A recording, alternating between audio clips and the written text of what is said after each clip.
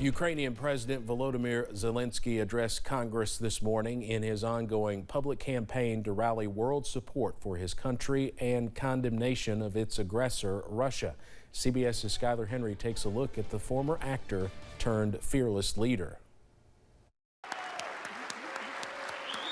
Live streaming into the U.S. Capitol in his now trademark military T-shirt, Ukrainian President Volodymyr Zelensky rallied support from U.S. lawmakers for his country's defense against the crushing Russian invasion. I'm almost 45 years old. Today my age stopped when the hearts of more than 100 children stopped beating. Being hailed as a modern-day Winston Churchill, Zelensky has become a symbol of resilience and reassurance for his people, posting videos on social media and refusing to buckle. Zelensky is no stranger to an audience. He started out as a stand-up comedian, going on to make movies. He won his country's Dancing with the Stars and voiced the Ukrainian version of Paddington Bear. Zelensky also created, produced, and starred in a hit comedy series about a high school teacher who becomes president. Then, at age 41, he actually became president, winning more than 70% of the vote. Last year, CBS News cameras went with Zelensky to the front lines, where Ukrainian troops have been battling Russian separatists for years, and also visited his elderly parents. Do you prefer politics or comedy? Comedy, his father said, saying he worried too much about his only child. But Zelensky persists on the world stage, his latest role, David to Vladimir Putin's Goliath. Thank you for your support. Skyler Henry, CBS News, Capitol Hill. Zelensky is Jewish and had relatives who died in the Holocaust. He is fluent in Russian. Halfway around the world, a teenager from Nashville is working to preserve the beauty of Ukraine's cities, one painting at a time. Up until a few weeks ago, 14-year-old Ella Bramlett's art had been a way to express herself, but when the conflict in Ukraine began, her work quickly became about others. Ella started selling prints of her Ukraine cityscapes on her social media pages, donating 100% of the profits to Sea Star Kids and Eastern European missions. It's something that concerns everyone because we're all people and we're all God's children, and so we should all do what we can to help.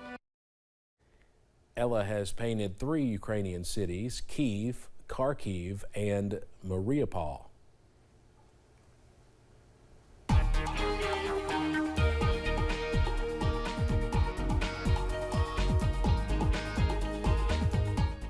Well, some of us actually seeing a little bit of sunshine this afternoon, as some of us, though, are still dealing with a few showers, though those are beginning to push out of the region as we head deeper and deeper into this evening. Outside right now, Mountain Parkway at Slade, all is looking quiet at the moment. We continue to see at least some form of cloud cover around the area.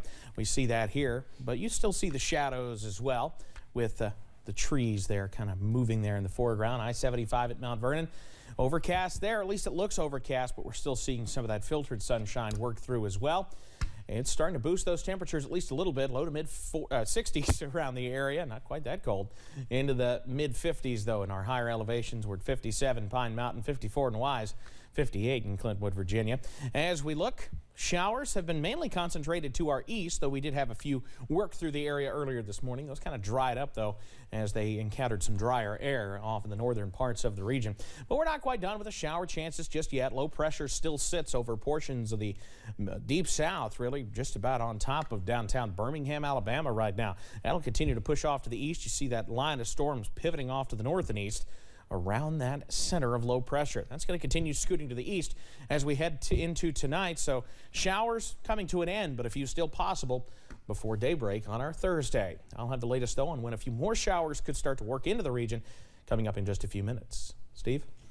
Evan, thank you. A judge has ordered Omarosa, Manigault, Newman to pay more than $60,000 to the Justice Department. The DOJ filed the ethics case against her after she was fired by then-President Donald Trump in December 2017.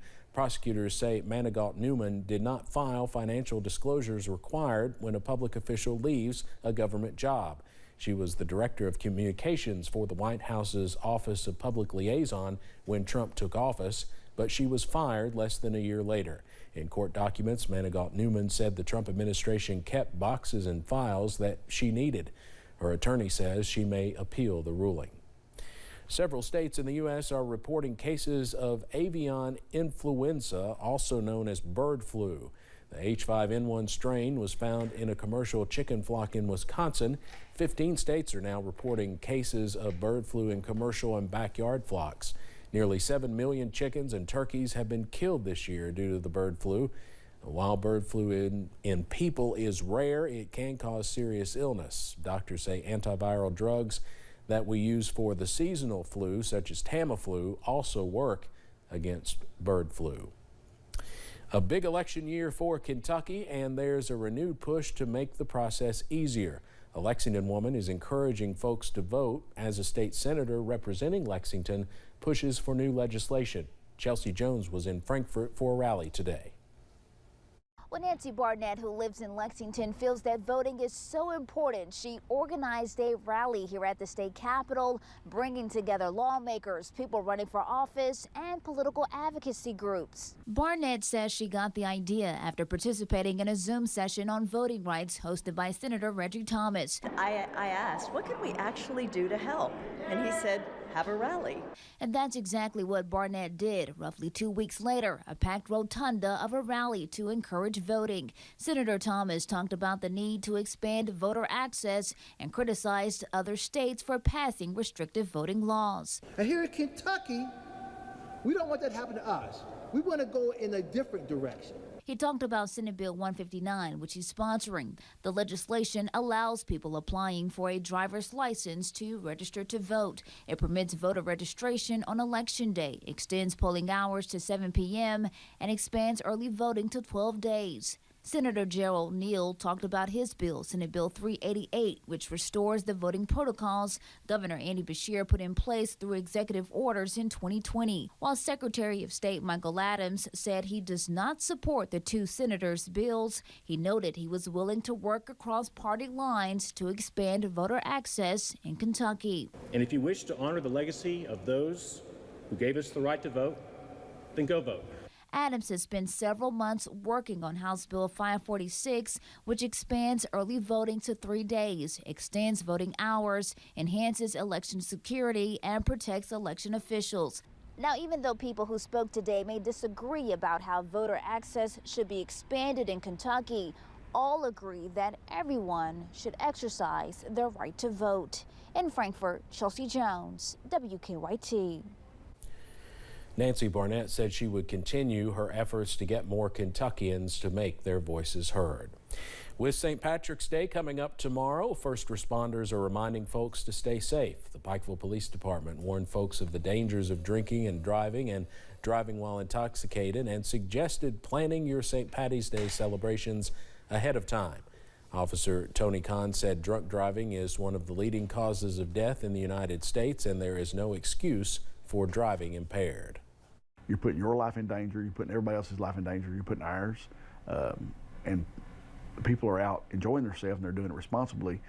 Don't be the one person that causes the night to go really, really bad for a family or for us. Just stay home, stay at your friend's house, whatever you need to do, but don't get out on the road and drive. Officer Kahn suggested if you are planning to drink, have a designated driver, call a taxi, or call a friend or family member to drive you home. We'll have more from Pikeville PD tonight at 6. But coming up next on First at 4, interest rates are going up. We'll tell you how it will affect everything from loans to prices at the grocery store. And showers and storms look to make a comeback as we head later on into the work week. I'll detail that and when we can see a break in the rain coming up in just a bit.